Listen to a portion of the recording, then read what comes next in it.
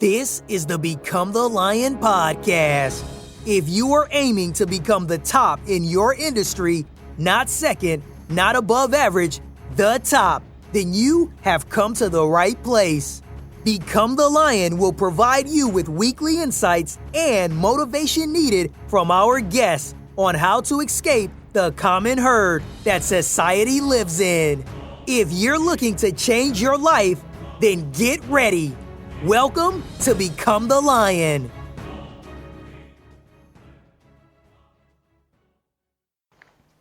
Hi, this is Trevor and Nicholas for Become the Lion, and today on the show we have Dr. Robert Glover.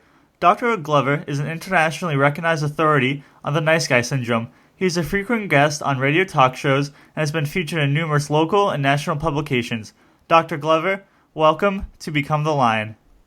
Trevor, good to be with you. And Dr. Glover, you're a famous author who's written the book No More Mr. Nice Guy. I wanted to ask you, why did you decide the book, or what made you feel compelled to write the book? Well, I didn't actually start out to write a book. Just kind of the background story about it. I am a recovering nice guy. Now, about 20 plus years ago, if you had asked me about myself, I would have told you I'm a nice guy, and I would have been proud of that and thought, why doesn't everybody else live by the same standard?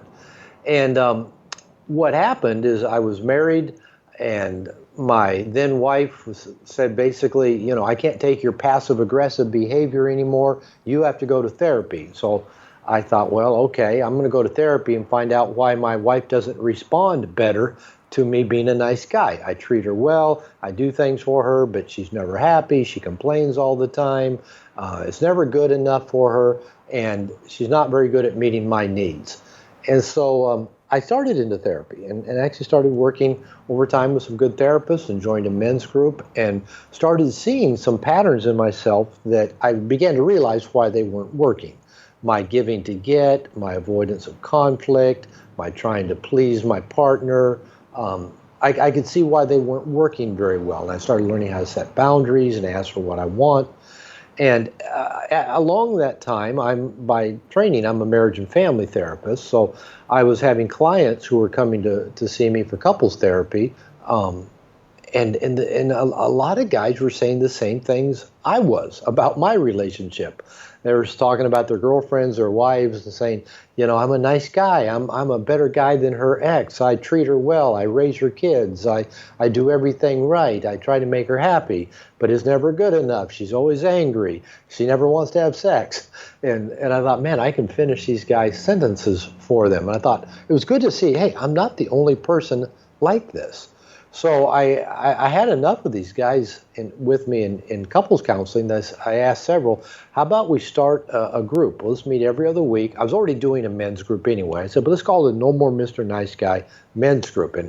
And what I started doing is I started just writing every Wednesday, and then every other week when we met, I'd give them a lesson or a chapter of what I've been writing.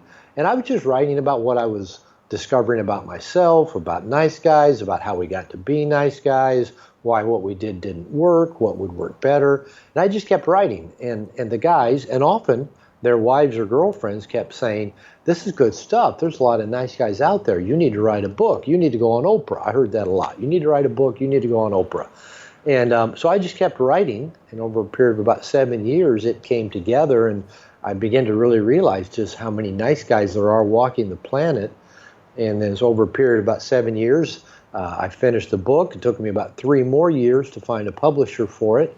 And that was about 14 years ago. And since then, it's been translated into several languages. And my royalty checks keep getting bigger every year. So more and more people are finding the book around the world. So that's how the book came to be. I didn't really set out to write a book. I just set out to share some information about what I was learning about my own personal recovery. For someone who's listening to the show right now, and you're talking about being a nice guy, and they say, hey, all right, I don't want to be a nice guy, but then what do you want them to become? They don't want to be just like an asshole or a jerk. Like, what should they become then? And that's a good question, because that's really where most people start. I think when people pick up my book or see the title, well, No More Mr. Nice Guy, why would somebody write a book about teaching men to be not nice? And nice guys in general tend to be really black and white about things. It's all of this or all of that. And so we tend to think, well, if I'm not a nice guy, does that mean I have to be an asshole jerk? I don't want to be a jerk. Most nice guys are trying to be the opposite of the bad men they've heard women complain about, whether it's their father, men in general, the jerks they've listened to women complain about that the women can't seem to quit, wanting to have sex with, but they complain to the nice guys who will listen to them complain about the jerks. And so we have this paradigm. Well, if I'm different than those other bad men, then being a good guy will make women like me and want to be with me and interested in me. But unfortunately, it doesn't work. And unfortunately, just becoming the opposite of crazy is still crazy.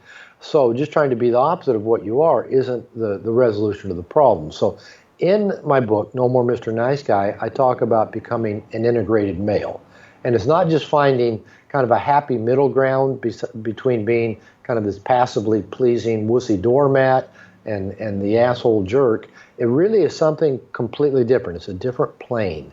It involves learning to be open and honest and transparent, learning how to get your needs met in a very conscious, open way. It's learning about how to set boundaries, how to ask for what you want, how to set the tone and take the lead in your own life and in relationships. So it is a completely different plane. It's not just becoming the opposite of what you've been trying not to be. Why do you think there are so many nice guys out there in the world today? Well, I talk about that in the book as well. And since I completed the book, as I said, I finished writing it now close to 20 years ago. And in my observation, probably even in the last 20 years, as I look around, I see even more nice guys coming along. And your podcast is aimed at kind of a younger male. And that's where I see the biggest expansion, of course. And I'm 61. I've got a son who's in his early 30s.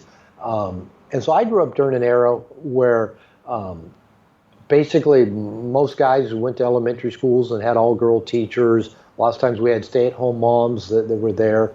But I grew up during a generation of feminism, too, of radical feminism, where a few angry women were complaining about all the bad men out there. And having listened to my mother complain about my bad father, I just bought into that as well. I think that had a big effect on a lot of men in my generation. What I see in the younger generation is a lot of young men who've had no positive influence by men in their life. Many grew up in single-parent homes. A lot of it been affected by divorce of their parents. A lot have been raised by single moms. A lot have been raised by angry single moms that are maybe bitter about men, or some just with moms that just don't have the ability to help the child, young men, develop their masculine selves. And one of the things I talk about in the book is that even the most caring, loving mother cannot initiate her son into the masculine world. So what I'm really seeing is a lot of young men have had no masculine initiation. And the world of the masculine is about doing. It's about, you call your company Become the Lion. It's about being fierce. It's about facing challenge and doing things that are difficult and frightening. And a lot of the young men I work with have never had any initiation or support or mentoring in showing them and helping them deal with a challenging, difficult world. So what I see for a lot of young men is that they hang out in what I call the nursery.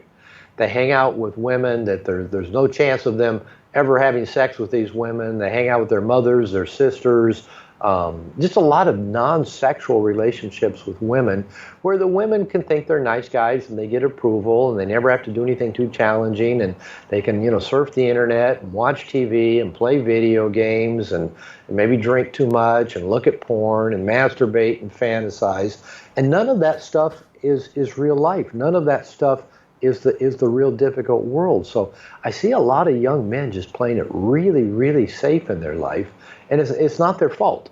They've just never had strong, loving, masculine men to help initiate them into the world. They've spent most of their time around women or with other kind of passive, geeky, and nice guys like themselves. I've been reading a book on Robert E. Lee, and one of the things I noticed that he mentioned in the book is he never allowed his kids to read anything of fiction. And you think sometimes like the fiction or the movies that come out today may portray the nice guy as winning as compared to like the other guy? I don't know. Here's, when you said he wouldn't let his kids read fiction, not that there's anything wrong with fiction, but one thing that I see, again, with a lot of young men is they live in a fantasy world. Maybe they start out, having their Pokemon cards and graduate up to Dungeons and Dragons. And then they get into fantasies of, Lord of the Rings and Star Wars and science fiction and World of Warcraft and video games and movies with superheroes and comic books. And none of that stuff is real fucking life. It's all, you can live in your head and have lots of fantasies and be the winner in your head.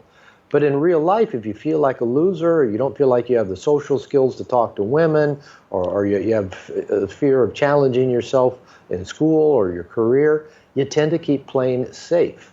And so that's what I see more. Not so much the media, how they project nice guys, but it's more that a lot of nice guys just stay in a fantasy world in their own heads. And they don't get out and really live a fierce, abundant, challenging life. Let's say someone in our audience listening right now realizes that they're in a fantasy land. How do they break out of that? Stop doing it. That'd be a good place to start. It's kind of like pretty much everything in life, whether you decide you need to stop drinking or you need to stop looking at porn or you need to quit playing video games. Number one, you got to make a decision to stop. Now, what happens with a lot of people is they make decisions to stop, but unfortunately, most things like this are not a stopping problem, they're a starting problem. A lot of guys have stopped playing video games or looking at porn or drinking so much or smoking so much pot. They've stopped many times, but they start again. And the problem is that they're missing a few things in their life. And typically what they're missing is support systems to help them continue on a path they want to be on. Now, whether this is a good friend, a mentor, a coach, a self-help group, a pastor, a minister, we need support systems to change our patterns. But we also need support systems to leave kind of that nursery of the nice guy world into the fierce, scary world of the masculine. And I know personally, I went to a lot of men's groups. I've led a lot of men's groups. And in my book, I tell guys, don't try to do this alone. You'll get overwhelmed and you'll just shut down and go back into your habits that keep you safe and not feeling too bad. So having support systems is crucial, and then developing daily practices is crucial as well. Every day I spend some time reading from some good books, usually about a short section of about 5 or 6 different books every day. And that's part of my daily practice, to just be still, to be quiet, to put good stuff into my head that keeps me focused and directed. On my phone, I have a number of daily reminders that I send myself to help remind myself to breathe, for example, to remind myself to face challenge, to lean into fear, to be a good listener. Things that help just a daily practice to develop new skill sets. But I really do think the most important thing, and I'd recommend your listeners, is go find a men's group, go get into a 12-step group, go hire a life coach, find a mentor, and tell them directly, I want to grow up. I want to face my fears. I want to challenge my anxieties. I want to get out of my comfort zone. Help me with this. And together we can do this stuff. Our ancestors always worked in teams. We're clan animals, we're pack animals, we're tribe animals. Now we don't have the tribe anymore. We don't have the older men to take us out and show us how to get stuff done. So a lot of young men are just trying to do it on their own, and when that gets frustrating and overwhelming, they just revert back to what's easy. Do you think that's one of the first steps that a nice guy has to take to become like an alpha male, or just becoming someone who's not a nice guy?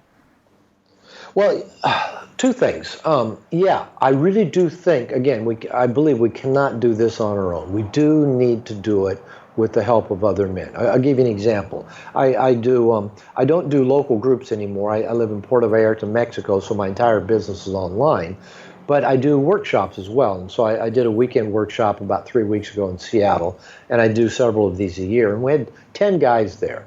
And these guys got connected, they bonded, they were from all over the country, and they went out together Saturday night, Sunday night, spent time together, socialized, and now they've got a WhatsApp group where they've stayed connected. And this has been coming close to a month now, and these guys are still texting each other, they're still out there challenging themselves. I've seen tremendous growth from the first night I met all these guys. Several of them have just been transformed just by having that weekend connection with a group of guys who are also on the same path and continuing that connection over time. These guys have created a bond with each other that, who knows, maybe will last a lifetime.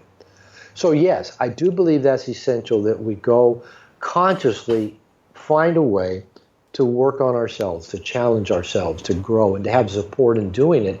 So we're not trying to do it all by ourselves. That gets overwhelming. Now, in terms of becoming an alpha male, I'm not really a big fan of the term alpha male. I'm really a bigger advocate of guys being exactly who they are. Now, that doesn't mean you say, well, I am who I am. I sleep in every day, I smoke pot, I play World of Warcraft, and then I jerk off to porn every night. That's who I am. That's not what I'm talking about. I'm talking about being who you are in terms of your temperament, your personality, your core passions. Be who you are. Don't try to be something different than who you are. But the whole purpose of life is to grow and challenge ourselves. So, for example, I'm not an alpha male. I'm not an aggressive person. I'm not, the high achiever that's driven by goals and is always out there, pounding to get stuff done. I'm more of a kind of a overachieving type B personality. Now, what I will do is I kind of redefine alpha male versus alpha and the beta. And the way I redefine it is, in my definition, the beta is overly concerned about what other people think, about looking foolish, about making mistakes, about not being perfect, about trying to get women's approval, trying to appear a certain way. To me, that's beta. For me, alpha is when you can lovingly not give a fuck what other people think. Now, that doesn't mean being an asshole, doesn't mean being a jerk, doesn't mean being aggressive, it doesn't mean being anything that you're not. But when you consciously are not seeking the approval of others, where you can take risks, where you can be bold, when you can get out of your comfort zone, where you can challenge yourself, where you can risk failure, where you can risk falling on your face and getting up again. To me, that's alpha. And from that point of view, that is what I'm striving to be in my life, is not the guy that dominates everybody or leads the pack, but just me being me, but be willing to get out of my comfort zone and challenge myself and be willing to make mistakes, to be willing to fall flat on my face, but get up with a smile and go try it again. How do you think someone lets go of that fear of being perfect all the time? Well, nobody is perfect, and so what I have found with the men I work with is this perfectionism I think often stems from two things. One is, as a child, developing an internal belief based on feedback from usually parents or church or school teachers that anytime they made a mistake, there was shaming or harsh consequences. So they developed a belief, well, I've got to always do it right, or I've got to hide my mistakes so that nobody sees them and shames me for them. And so there's one way that I think that men tend to develop this perfectionism is the negative responses they got in childhood from people around them if they made a mistake, if they got a B on their report card, if their room was a mess, or if they somehow they lost Dad's wrench while he's working on the car and they got scolded or shamed or punished for it. They developed a belief, well, I've got to be perfect. I got to do this perfectly.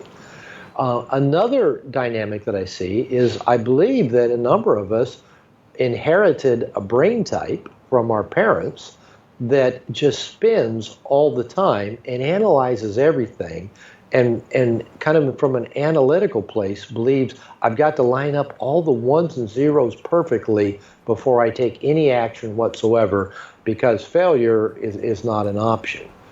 And what really happens for most perfectionists, in fact, I tell people there's no such thing as a perfectionist. You're really an imperfectionist. All you can see is imperfection. Nobody's perfect, and it's not possible for anybody to be perfect. And so it's kind of if you think it's kind of grandiose for a person to say, well, I've got to do everything perfectly. Okay, it's not fucking possible. Get off that high horse.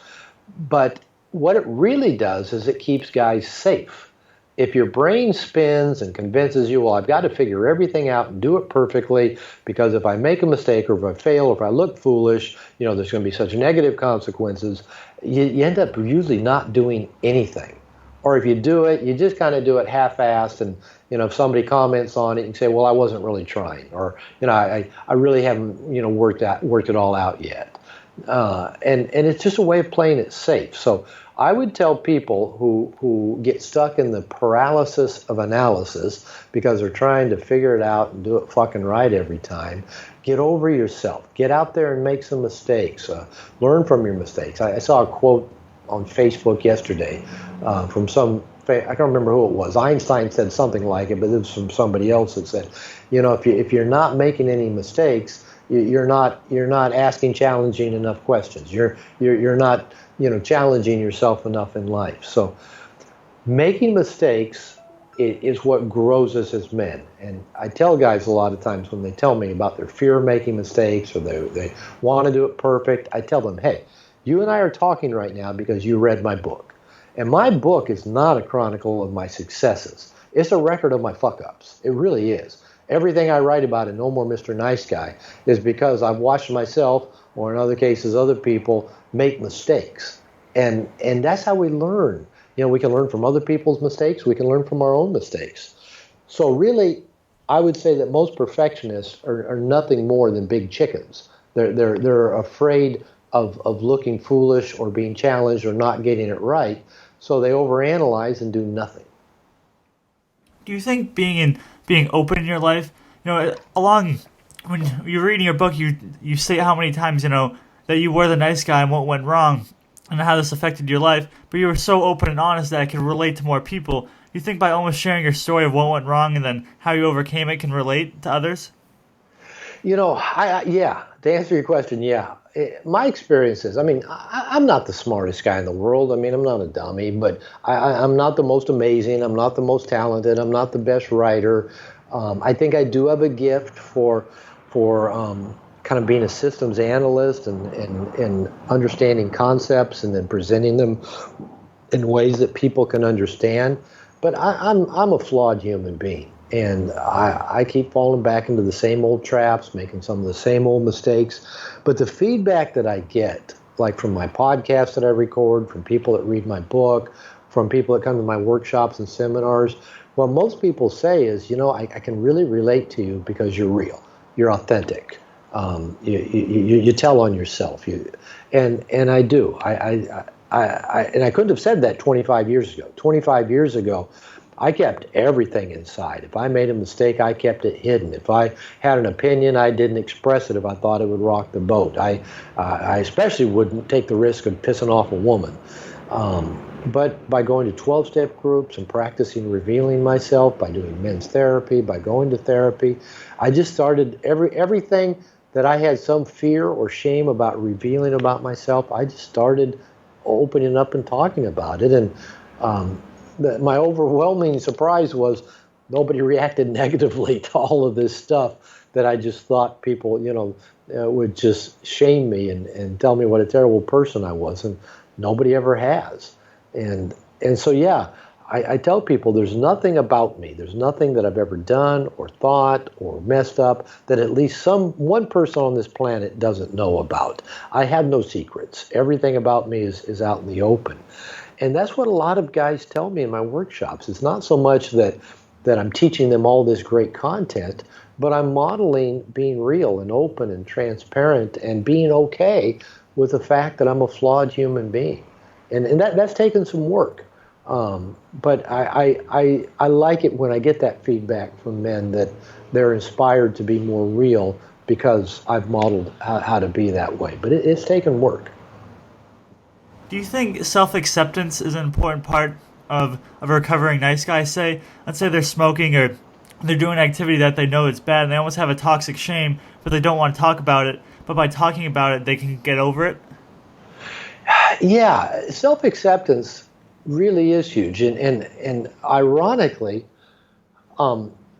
we tend to not accept ourselves because of how we internalized people's reactions to us when we were small children.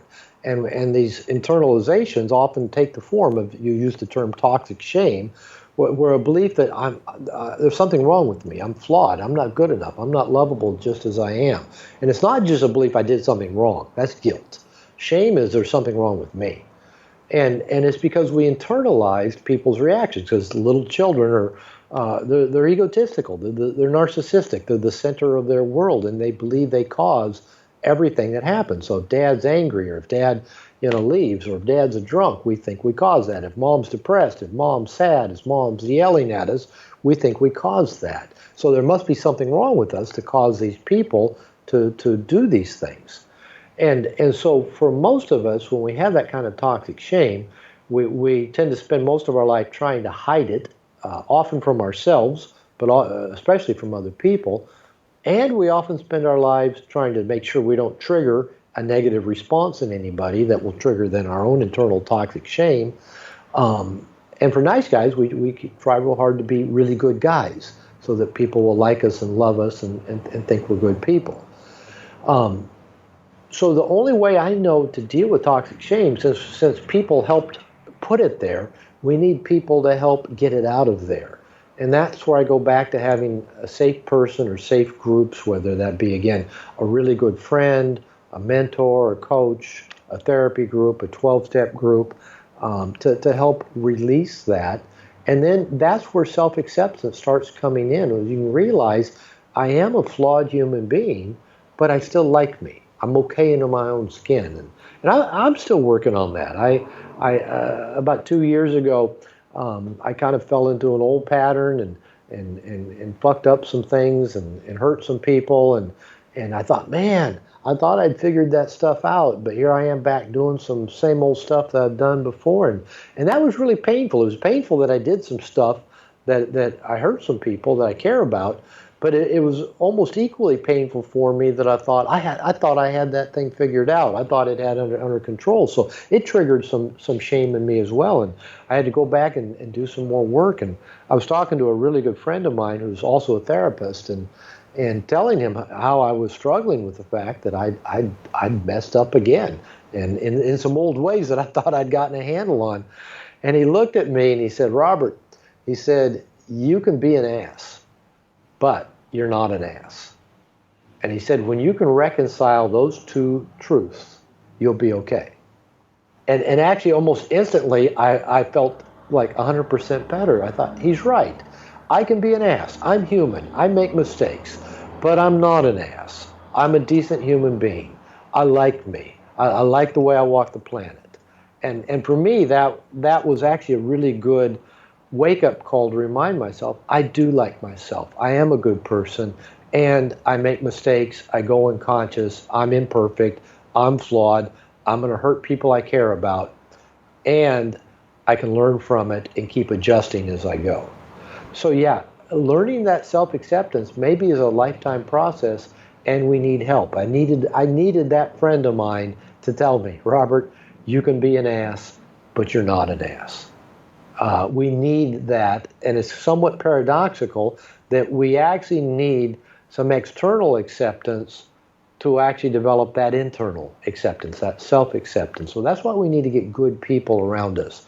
And if we're still around people that helped create our shame, whether it be parents, friends that shame us, that criticize us, that put us down, that lash out at us, we have to work at either learning to set boundaries with those kind of people or probably removing ourselves from those people. And I've removed myself from a number of people in my lifetime that reinforced negative messages about who I am. I don't need those people in my life. And my life has kept getting better as I removed those people and replaced them with people that are accepting of who I am. That doesn't mean they won't call me on my shit, but they accept me as Robert, as I walk the planet every day. I know at the beginning of the show, you mentioned how with your first marriage you try to cater to her every need, and I wanted to ask you, why do you think some guys bow down to women or say they don't even want to confront them for fear of losing them? Well, you just nailed it. We don't want to rock the boat because we don't want to lose them. It probably is more than one factor. As I mentioned, most boys nowadays grow up highly influenced by females. We're highly influenced by our mothers. Often we're not around our dads much. If we are, maybe it's not a real positive experience. We go to school and we mainly have female teachers. We live in kind of a feminine world now. Even though women have been complaining forever that men run the world, for most young men, women run their world. And so, as I said, for like a lot of guys, when you're in third grade, moving from third grade to fourth grade not only involves learning reading, writing, and arithmetic, but how to please a woman because your teacher is a woman. And then you get to the point of, as an adolescent, 12, 13, 14, 15 years old, where now all of a sudden your sex drive starts coming on strong, and your sex drive is meant to drive you to women. It's meant to drive you to somebody you desire, to, we'll say someone of the opposite sex, even if you're gay, somebody of the opposite sex, somebody you have polarity with, even if they're of the same sex, we'll kind of just bend the terms there, is meant to drive you to go connect with somebody else. Now, here's a problem that a lot of young men have. They have shitty social skills. And that's probably always been true. I think we men just don't develop socially like women do. They hang out in their little pods from the time they're 2 or 3 years old, and they develop their social skills. And the way their brains are wired, they're just more social by nature. We men tend to be a little bit more loners, a little bit more individualistic. We don't tend to talk as much as women. We don't tend to read body language or facial clues or tone of voice, and a lot of men don't get innuendo. Our brains just aren't wired to be very social. So here's this deal. You've been raised that you got to please women in order to not piss mom off, to not piss your school teachers off, to get what you need. And then when you reach adolescence, you want the attention of these young girls, and they're all fucking crazy when they're 15, 16, 17 years old. As young men, we just don't know that, but they are. I've always said, I've raised daughters, I've raised sons. Sons are easy. Even when the police call you at 2 o'clock in the morning to come pick up your son, that's easy. I mean, the girls just have constant drama, 24/7. And I've always said, I think we ought to send every 14-year-old, every girl from about 14 to 18, send them to another planet. And then when they're about 18, 19 years old, let them come back to Earth. They're nuts. But as young men, you're trying to figure out how to negotiate their nuttiness to get them to like you, to get them to want to be your girlfriend, and maybe even to get them to have sex with you. Okay, because the women are all nuts, and because we don't have any social skills, we take the path of, okay, if I can be a really nice guy, if I listen to her talk about her problems, if I put up with her stuff, if I can make her happy, then she'll want to be my girlfriend. And then if we actually get one of them to be our girlfriend or wives, we keep doing that exact same thing because we don't want to lose them, because then we got to go find another one. And it was really hard finding the one we've got because we don't have very good social skills, and women scare the shit out of us because they're all nutty. And then all of a sudden we try really hard to hang on to the one we got, and that often means we put up with a lot of stuff we shouldn't put up with. And I've done it. And I'm 61 years old. I just got married for the third time just about 4 months ago. And the woman I married is amazing. I love her dearly. But I can still catch myself falling into that pattern of not wanting to upset her or piss her off.